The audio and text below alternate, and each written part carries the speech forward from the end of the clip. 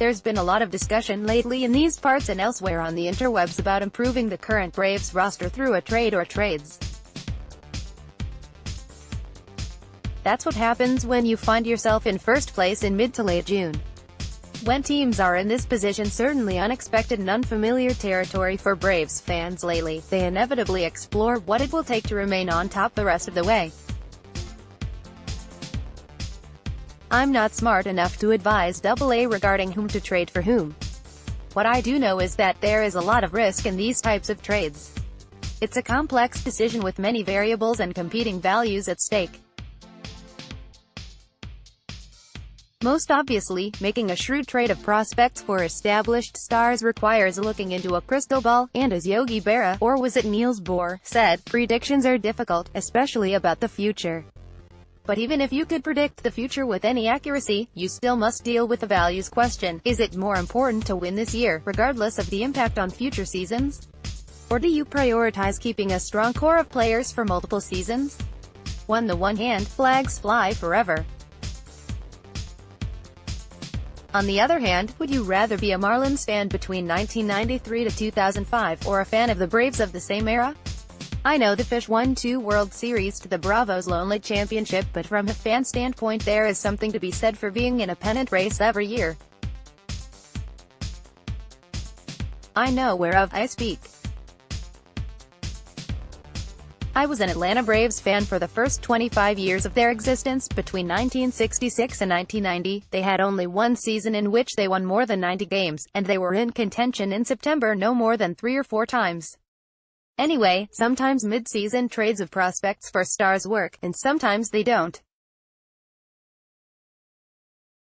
How is that for profound? I assume pretty much all of you on BJ remember the trade for Teixeira in 2007. Obviously that is one of the failures, to understate the case. Although Tex was quite good for the Braves, the team didn't make the playoffs. He was gone a year later, and the team failed to make the playoffs the next 3 years. 4 of the prospects traded for Teixeira, Andres, Perez, Harrison, and Saltalamacchia, still holds the record for the most syllables in any MLB player's surname. I dare you to find a longer one. Went on to productive major league careers, and 3 of them were valuable contributors to a Rangers World Series team just 3 years later. The Braves, you recall, did finally begin to turn it around in 2009 and were in the pennant chase for the next 4 years. Would have been nice to have at least some of those players who were traded to Texas. Many of you remember the polar opposite of that deal. The epitome of successful prospect for star trades was the trade for McGriff in July 1993.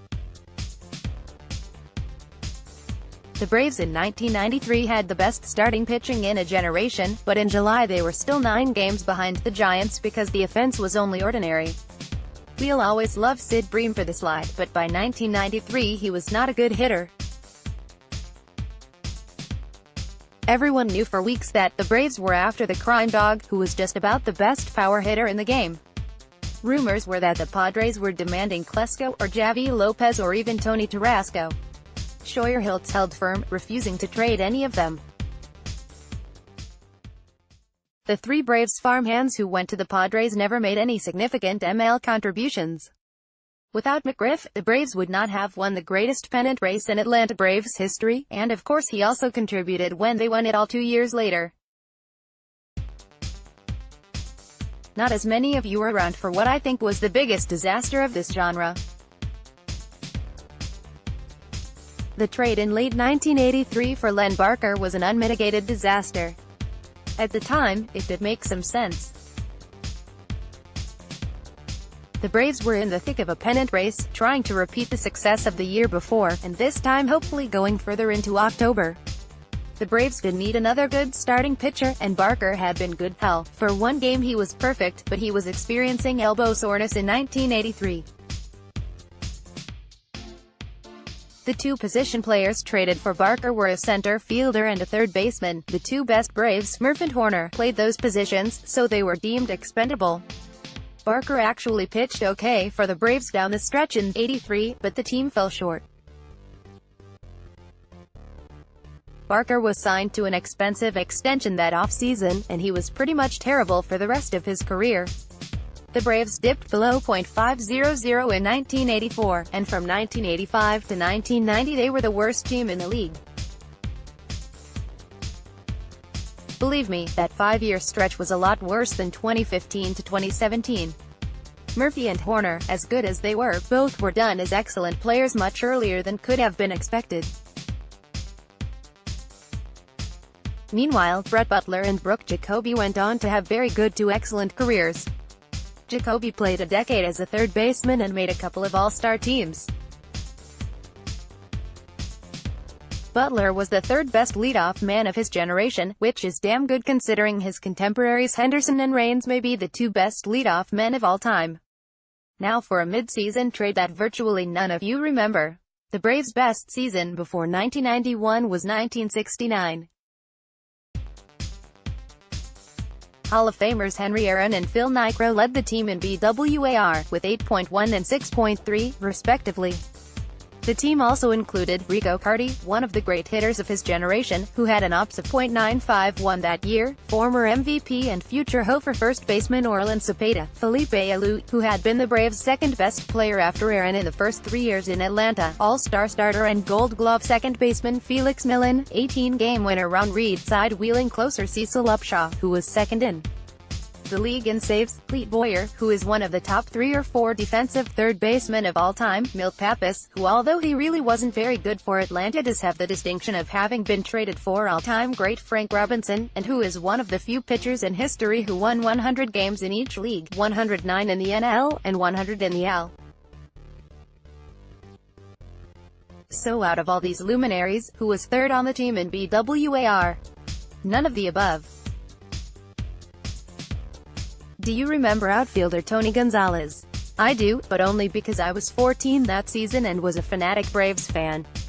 On June 2, centerfielder Felipe Alou was hit by a pitch and broke a finger. 11 days later, the Braves acquired Gonzalez from the Padres. Tony had had several good seasons for the Phillies in the previous decade, but was left unprotected and taken by San Diego in the first expansion draft. The Braves gave up 3 prospects, none of whom ever did much in the big leagues. At the time, I hated giving up one of them, a guy named Finley who had been a first-round pick a couple of years before. That guy never made it to the big leagues.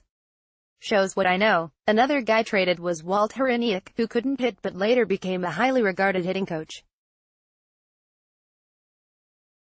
How does that work? Anyway, Gonzalez played most of the games in center or in left the rest of the season, and he accumulated 3.5 WAR in just 89 games.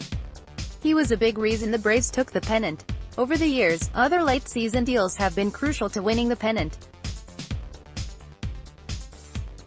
48-year-old Hoff reliever Hoyt Willem had an era under 1.00 for the Braves in 1969. Likewise, Alejandro Peña was phenomenal down the stretch in 1991. He was acquired after Señor Smoke, closer Juan Berenger, was out for the season. Don't believe the talk that the Braves plan to stand pat between now and the trade deadline.